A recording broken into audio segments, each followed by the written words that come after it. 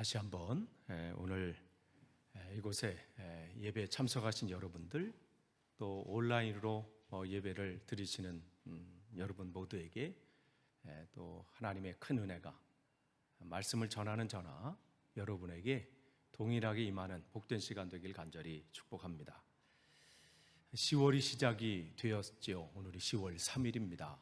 여러분 지난 9개월 동안 여러분 어떻게 지내셨습니까? 시간이 참 빠르다는 생각밖에 없어요. 아까 우리가 예배 시작할 때 이렇게 꼬마애가 지나갔잖아요. 태어난 지 얼마 안 됐는 것 같은데 1월 1일 우리가 저희 집에서 새해를 축하하면서 윷놀이를 우리가 이제 작년만 못했네요. 코로나 때문에. 그 전까지는 우리가 집에 모여서 1월 1일 윷놀이 하면서 같이 떡국 먹고 나가 이제 연락을 받았거든요. 태호가 태어났습니다. 이렇게. 그런 애가 학교를 다녀요. 참 그걸 보면 나는 그냥 그대로인 것 같은데 아이들만 막 잘하는 것 같아. 저희들도 뭐가 사인은 오긴 오더라고요. 허리가 아프든지 뭐 어디가 아프든지 뭐가 와요. 근데 되돌아보면 참 하나님의 은혜죠. 근데 여전히 나의 자신의 모습은 여전히 내 생각대로, 내 방법대로 그렇게 살았던 모습을 또 봅니다. 지난 금요일 날 우리가 이제 제가 요즘 성막에 관한 말씀을 쭉 나누고 있잖아요. 여러분 금요기도에 참석 못하신 분들은 온라인으로도 한번 들어보세요. 우리가 성막은 꼭 알아야 할 필요가 있습니다. 그래서 지난주는 이제 우리가 번제단의 그 옆에 있는 기구들에 대해서 말씀을 나누면서 교회에 대해서 얘기를 했어요. 교회는 어떤 곳인가? 그러면서 학교는 배움이 끝난 사람이 가는 게 아니잖아요. 배움이 필요한 사람들이 가는 거거든요. 그래서 말씀드린 것처럼 저희 때는 초등학교 2학년 때 구구단을 시작했어요. 학교에서. 지금 보니까 뭐 미리 배워서 가는 아이들도 있다고 하더라고요. 그런데 정말 학교는 배움이 필요한 사람이 가는 것처럼 교회도 마찬가지예요. 구원이 필요한 사람들이 오는 거예요. 그렇기 때문에 교회는 문제 있는 사람이 있는 거고요. 하나님 앞에 부족한 사람들이 오는 거예요. 이 안에서 어떻게 하나님께서 그를 온전하게 이제 만들어 가시고 또 이끌어 가실 거거든요. 뭐 저 교회는 뭐 저 사람이 있고 뭐 어느 교회는 뭐 저렇고 그게 정상인 거예요. 그런 사람들이 오는 거지. 거기서 하나님의 은혜로 만들어지고 빚어지고 그래서 조금씩 바뀌어가는 거거든요. 어떤 사람은 빨리 바뀌는 사람도 있어요. 근데 저 같은 경우는 참 늦게 바뀌어요. 뭐 하면 참 그래서 집사람이 조금 안타까우기도 해요. 뭐 이렇게 좀 해라. 운동 좀 하세요. 뭐 좀 하세요. 진짜 많이 아팠을 때는 해야지 하다가 이제 슬슬 낳고 있거든요, 허리가. 그러면서 어떻게 해요? 해야지 하면서 또 10월일 왔네요. 이렇게. 참 그게 참 내 나름대로 또 생각들 가지고 그게 교회인 거예요. 그러니까 바뀌어 가는 거예요. 그러니까 여러분, 왜 나는 왜 이 모양이지? 혹시 내가 우리 교회 뭐 해서 우리 교회가 막 이렇게 하는데 조금 이게 어려움을 주는 거 아닌가? 아니에요. 여러분 안에서 우리가 잘 만들어 가면요, 그게 하나님이 기뻐하시는 거예요. 하나님의 계획은 우리가 알 수가 없어요. 하나님이 지금은 내가 어떻게 저 사람이 어떻게 저 이렇게 해도 하나님 그 사람을 바꿔 가실 거예요. 성경에 많은 사람들이 그런 사람들이잖아요. 하나님 앞에는 못하실 일이 없는 분이에요. 나를 바꾸실 겁니다. 그래서 우리가 이 자리에 있는 것이고요. 또 온라인으로 예배 드리면서 우리가 이 자리에 있는 것이죠. 신명기 12장 8절 말씀 보면 모세 입을 통해서 하나님께서 이런 말씀을 하셨습니다. 우리가 오늘 여기에서는 각기 소견대로 살았지만 너희가 거기에서는 그렇게 하지 말라. 여기에서는 뭐예요? 지금 그들이 40년 동안 광야 생활을 온 거거든요. 지금 근데 이 신명기는 무슨 내용이에요? 그들이 이제 40년 이제 애굽에서 즉 이집트에서 나와서 하나님께서 약속하신 그 이스라엘 땅, 그 가나안 땅이죠. 이스라엘로 들어가는데 그 들어가기 입구에서 모세가 이제 자기는 이제 생을 마감하면서 이들과 이제 헤어지면서 마지막으로 유언하는 말씀이거든요. 그래서 세 가지 유언이 나와요. 세 가지 이 말을 하는데 그 내용 중에 하나가 이거예요. 당신들 지금까지 살아올 때는 지금 우리가 이제껏 이 40년 동안 당신의 부모님도 마찬가지고 젊은 당신도 마찬가지고 늘 어떤 상황이 오면 내 생각대로 또 내 감정대로 내 방법대로 그렇게 살았다면 이제 새롭게 시작하는 이곳에서는 그렇게 살지 마십시오. 그 얘기를 지금 하고 있는 거예요. 이제껏은 뭐만 문제만 오면 생기면 이거 어떡하지? 이거 큰일 났네? 이러다 망하는 거 아니야? 야, 이러다 난 죽게 생겼네? 그렇게 살았다면 그게 내 생각, 그 소견이라고 썼어요. 내 생각들, 내 감정대로. 그러나 이제는 새롭게 시작하는 이제 삶에서는 제발 그렇게 살지 마십시오. 그들이 그렇게 살았잖아요. 뭐만 하다가 물이 없으면 어떻게 하나님이 그냥 우리를 여기서 죽게 만드는구나 막 이렇게 조금만 삶에 어려움이 오면 하나님한테 막 뭐라 그러고 말이지. 그들이 이집트에서 나와서 한 13개월 지났을 때 하나님께서는 막 부푼 마음으로 마치 어떤 사람이 자기 자녀에게 선물을 이렇게 준비해 놓고 이렇게 미리 맛보려고 이렇게 예고편 뭐 이렇게 하든지 너 뭐가 필요해? 그래서 뭐가 필요해? 그래? 하면서 이렇게 미리 보여주듯이 12명을 대표로 뽑아서 그 땅을 한번 가서 한번 보고 와. 정탐꾼을 보냈잖아요. 한번 이렇게 보라고. 근데 갔다 와서 뭐라고 하나요? 하나님이 우리에게 준비하신 땅은 10명이 뭐라고 그래? 형편없다 말이지. 우리는 거기 가면 죽는다. 그렇게 얘기하잖아요. 그러니까 그들은 좋을 때는 뭐 하나님 할렐루야, 뭐 하나님 좋습니다, 하나님의 은혜 막 하다가 삶에 조금 문제가 오고 어려움이 오고 하면 이거 어떻게 하나? 우린 큰일 났네, 망했네, 끝났네. 그렇게 온다는 거죠. 그러니까 하나님이 모세를 통해서 말씀하시는 거예요. 너희들이 지금까지는 그렇게 살았다면 이제는 앞으로의 삶은 제발 그렇게 좀 살지 말아라. 그렇게 한 겁니다. 지금 이 모세를 통해서 하나님 말씀하신 이 광야의 길, 그들의 길은 뭐예요? 우리의 지금의 삶에서는 우리의 이렇게 날마다의 생활이에요. 우리가 이렇게 신앙생활하면서 하루하루 이렇게 살아가는 그 삶을 말씀하시는 거예요. 우리가 지난 9개월 동안은, 아니 그 전까지 그렇게 우리가 어떤 문제가 생기고 어려움이 오면 내가 판단하는 대로, 내가 생각하는 대로 그렇게 결정하고 판단하고 생각해서 낙심할 것은 낙심하고 실망할 것은 실망하고 분노할 것은 좀 분노하고 그렇게 살지 말고 이제는 좀 새롭게 살아라, 이 말씀을 하는 거죠. 그러니까 우리 지금 여기 성경에 나와 있는 그 이스라엘 백성이나 우리나 똑같은 사람들이에요. 거기에 무슨 욕할 것도 없고요, 또 어떤 부분에서 부러워할 것도 없어요. 하나님께서 우리를 그걸 통해서 우리를 보게 하시는 거거든요. 그러면 그 말씀, 네 소견대로 하지 말고 이제는 새롭게 하라, 이 말씀 뭐냐면 그들이 문제만 생기면 내가 어떻게 라고 생각했거든요. 내가 어떻게 우리 자녀들을 앞으로 키우지? 앞으로 내 삶을 어떻게 살아가지? 앞으로 우리 가정은 어떻게 하지? 우리 직장은 어떻게 하지?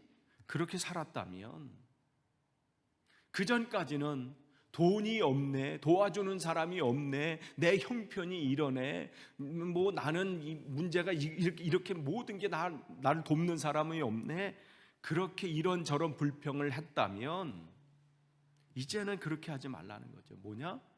내가, 하나님이 나를 통해서 하나님이 하신다, 이걸 믿으라는 거예요. 지금 신명기를 통해서 하나님이 모세를 통해서 하신 말씀은 그거예요.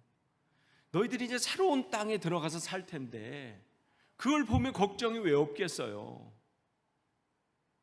이제는 모세도 이제 그 위대한 지도자 모세도 이제 떠나가죠. 이제 새로운 리더십인 여호수아가 이제 새롭게 시작하는데 참 저 사람을 보면 이게 참 앞으로 우리가 이게 될 수 있을까? 뭐 걱정도 앞서고 또 이제 새로운 곳에서 우리가 살아야 되니까 앞으로 뭐 일터도 그렇고 또 먹고 사는 문제도 그렇고 거기 들어가서 우리 자녀는 또 어떻게 키워야 되나 뭐 여러 가지 생각하면 잠도 안 오고 말이죠.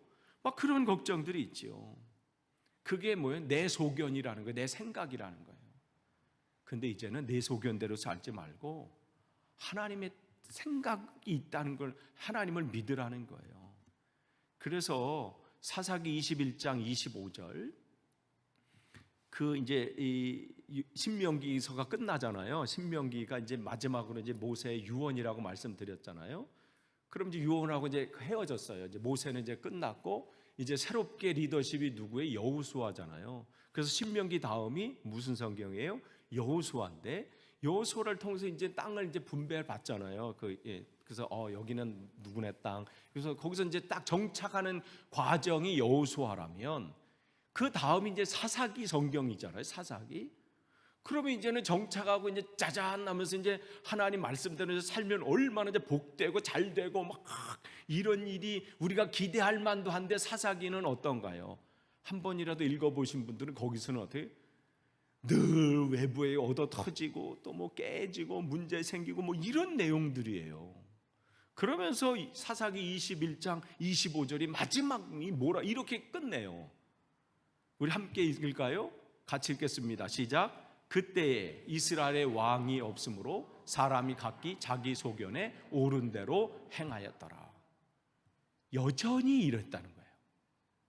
아니 신명기에 모세가 하나님께 모세의 입을 통해서 니네가 이제껏은 니네 생각대로 살았다면 문제 있으면 불평하고 조금 뭐 배부르면 하면 어유 기쁘다 하다가 조금 어려우면은 아이고 죽겠네 뭐 저 사람들은 잘 되는 것 같은데 나만 이렇게 했다면 지금 그렇게 살지 말아라.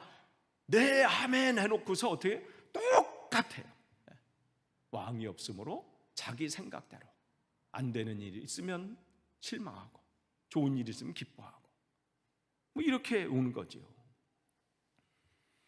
사사기 시대에 그 살았던 모든 사람들이 그렇게 살았다는 거죠. 근데 뭐라고 기록한 거예요? 왕이 없으므로. 왕이 왜 없어요? 누가 왕이에요? 하나님이 왕이신데 그들은 그 하나님은 기억 못하고 내 삶만 보니까 야, 내 이거 직장 어떻게 하나? 내 일터 이거 어떻게 되나? 내가 앞으로 뭐 먹고 살아야 되나? 뭐 이거에 그 삶이 매몰돼 버리니까 주의가 안 보이는 거예요. 저들에게 하나님이 자기들의 왕임을 알지 못했습니다. 그러니까 삶이 늘 염려, 걱정, 불안, 공포, 두려움 이것이 가득한 겁니다. 그렇기 때문에 그럴 때 하나님께서는 그들을 그냥 나 같으면 한 번에 야 끝내 뭐 이렇게 할 만도 한데 또 사람을 보냈어요. 그 하나님의 사랑은 끝이 없어. 그냥 스텝파스트야. 그냥 끝이 없는 끊임없는 그 인자하심과 사랑. 그때마다 또 사람들을 보내시잖아요.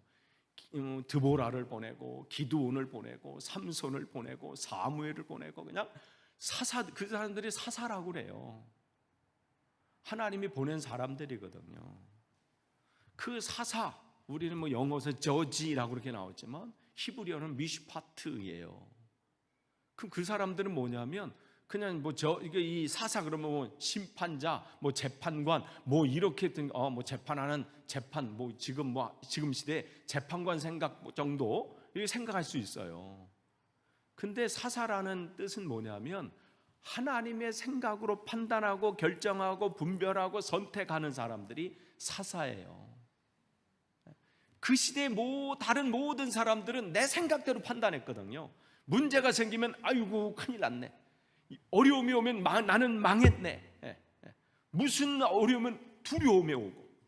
그게 자기 생각대로 판단했던 사람들이라면 사사들은 그 어떤 사람이냐면 똑같이 어려움이 있죠. 왜 그 사람들은 뭐 어려움이 없겠어요? 그러나 그걸 내 생각대로 판단하는 게 아니라 하나님이 나의 왕이신데 하나님께서 이걸 이겨내실 힘을 주실 것이지, 그 상황으로 그 상황을 보는 거예요.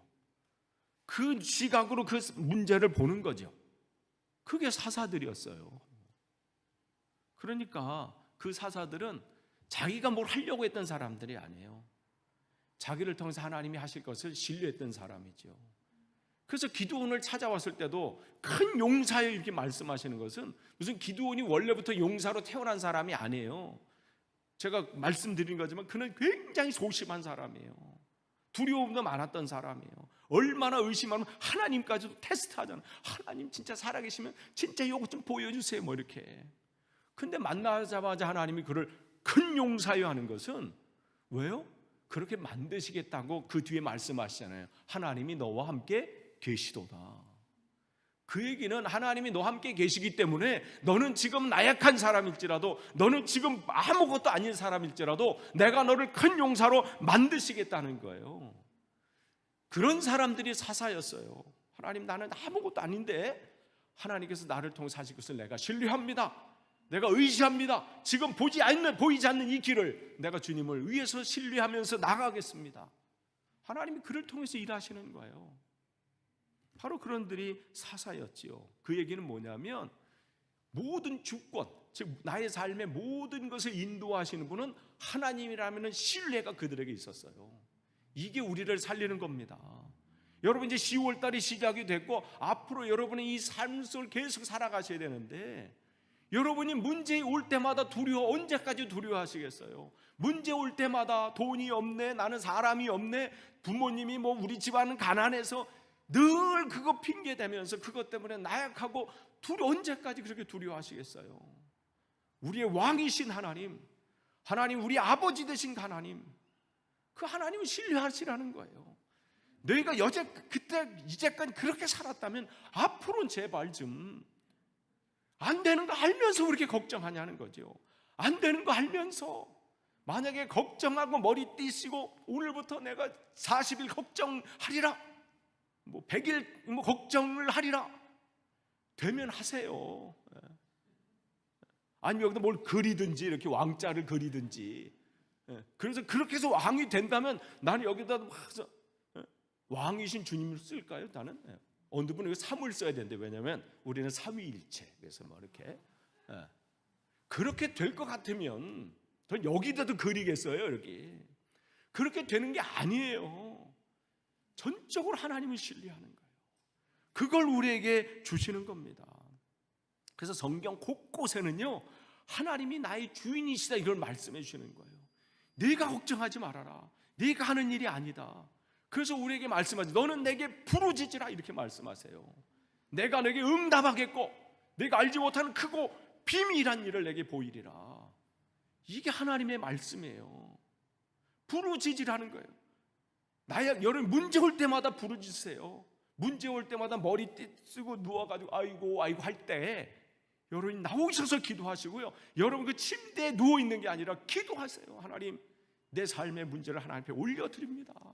우리 가정을 올려드리고 우리 자녀를 올려드리고, 그럴 때 하나님 부르짖으라고 말씀하세요. 에스겔을 통해서도 말씀하시잖아요. 내가 너를 통해서 이 계획들을 다 가지고 있다. 구원할 계획들, 내가 너희 상황을 모든 거 알고 있다. 근데 뭐라고 말씀해요? 그래도 너희들은 내게 부르짖어야 된다. 하나님 우리 상황을 아시는데도 부르짖으라고 말씀하세요. 기도하라고 말씀하세요. 그게 우리에게 주시는 말씀이에요. 출애굽기 26장 30절 말씀이 있습니다. 함께 우리 읽어볼까요? 같이 읽겠습니다. 시작. 너는 산에서 보인 양식대로 성막을 세울지니라. 양식대로, 그러니까 뭐 같아요? 설계도 같죠? 하나님이 설계도를 쫙 준비해가지고 가로 세로 해가지고 이렇게 해라. 거기서 양식대로, 이게 무슨 히브리어로 무슨 단어냐면 이게 미슈파트, 아까 뭐라고 했어요? 사사 이렇게 했잖아요. 그 사사의 단어가 이 양식의 단어예요. 그러니까 같은 단어를 어디에서는요 그 사사라고 써 있고요, 어디에서는 심판이라는 단어로 썼고, 어디에는 이런 양식, 예전 성경에는 식양이라고 나와 있어요. 그렇게 썼어요. 이 얘기는 뭐냐면 네가 이제 이 성막을 짓고 무슨 일을 행할 때 네 생각대로 그럼 멋지게 한번 이렇게 해봐야지, 내 생각대로 이렇게 짓고 저렇게 짓고 좀 더 세련되게 하고 내 방법대로 그렇게 하지 말고 너는 나와 친밀한 관계 속에서 내가 하라는 대로 행하라, 이 말씀을 주시는 거예요. 네 뜻대로 네 기분대로 그렇게 하지 말고. 그러니까 또한 오늘 우리가 읽은 레위기, 오늘 윤지 학생이 읽은 레위기 5장 10절 또 같이 한번 읽을까요? 시작. 그 다음 것은 규례대로 번제를 드릴지니 제사장이 그의 잘못을 위하여 속죄한즉 그가 사함을 받으리라. 또 레위기 9장 16절 거기 보면 또 번제물을 드리되 규례대로 드리고, 아까도 규례대로 나왔고요, 여기도 규례대로 뭘 드리라는 거예요? 그들이 번제와 제사, 즉 예배를 드리라는 거예요. 그럼 여기 규례대로는 뭐예요? 그것도 미슈파트예요. 이 규례. 그러니까 심판, 어떤 때는 심판, 어떤 때는 여기 뭐 규례, 어떤 때는 명령, 어떤 성경 때 법도, 그게 다 어떻게 미슈파트예요. 그러니까 예배를 드리는 것도 내 감정대로 오늘 기분이 좋으니까 하나님 뭐 이렇게 들어가, 오늘은 뭐 싸우고 왔어, 그냥. 아니면 오늘 기분이 나올 때 안 좋아, 예배 드릴 때 이게 아니라 모든 예배는 어떻게 해요? 하나님의 마음을 가지고 드리는 거라는 거죠. 내 생각, 오늘 내 기분대로 드리는 게 아니라 오늘 오케스트라 빵빵하니까 이 교회는 은혜 있는 것 같고, 어디 가면 여기는 뭐 지하교회고 뭐 이게 아니라 규례대로 그랬어요. 예배는 규례대로, 즉 하나님이 나의 주인 되심을 인정하면서 예배를 드리는 거예요. 그러니까 예식으로 행위로 뭐 번제를 드리고 뭐 예물을 많이 드리고 뭘 해서가 아니라 내 마음이 예배 드리는 이 자리에서도 하나님이 나의 주인 되심을 느끼면서, 그분이 나의 왕이시고 나의 주인 되심을 느끼면서, 주님, 내가 이 자리에 나왔습니다. 한 주간 정말 실패한 내가 또 주님의 은혜가 아니고는 살 수 없어서 또 이 자리에 왔습니다. 사람들 앞에서는 웃지만 내 속은 지금 정말 하나님 절절한 아픔으로 있습니다. 그런데 이 상황을 누구한테 알릴 수 없어서 오늘 주님 앞에 나왔사오니 주님, 나를 불쌍히 여겨주십시오. 이런 마음으로 정말 주님을 사모함으로 올 때 그게 뭐예요? 내 삶 속에서 주님의 주권, 주인 되심이 집행이 되는 것이고 그러한 마음이 되는 겁니다. 내 생각, 내 감정, 내 욕망대로 생각하고 그렇게 살았던, 그렇게 움직이고 그렇게 생활했던 그 삶이 아니라 주님께서 내 삶의 주인 되셔서 그렇게 주관되는 삶이 되길 원합니다. 이런 마음으로 예배 드리지 않았다면 우리가 뭐 아무리 화려하게 예배 드렸다 할지라도 그것은 예배 드리는 것이 아니라고 말씀하시는 거예요. 규례대로 하려라, 이렇게 말씀을 하시지요. 여러분, 10월 한 달뿐만 아니라 앞으로의 삶의 여러분 예배의 자리가 그러한 자리가 되기를 소망합니다. 그러니까 그들이 그 많은 세월 속에서 온전히 하나님 앞에 예배하지 못한 겁니다. 그래서 사도행전 7장 42절에 뭐라고 말씀하십니다면, 너희가 광야에서 40년간, 7장 42절 그게 맞나요? 광야에서 40년간 희생과 제물을 내게 드린 일이 있었느냐. 아니, 그들이 40년 동안 그럼 뭐 했겠어요? 노력했어요? 늘 하나님 앞에 예식은 했겠죠. 근데 왜 이 말씀을 하시냐 말이에요. 그들의 마음속에 예식은 있었어요. 묵도하심으로 예배를 시작하겠습니다. 찬송도 하고 뭐 사도신경도 하고 주기도문도 하고 성경 봉독도 하고 설교도 듣고 헌금도 드리고 뭐 축도로 오늘 예배 잘 끝냈네 하면서 했지만 어떻게 해요? 내 안에 진짜 하나님을 절절하게 느끼면서 주님, 나를 불쌍히 여기시옵소서. 하나님, 내 안에 주인 되심을 하나님 아버지 인정합니다.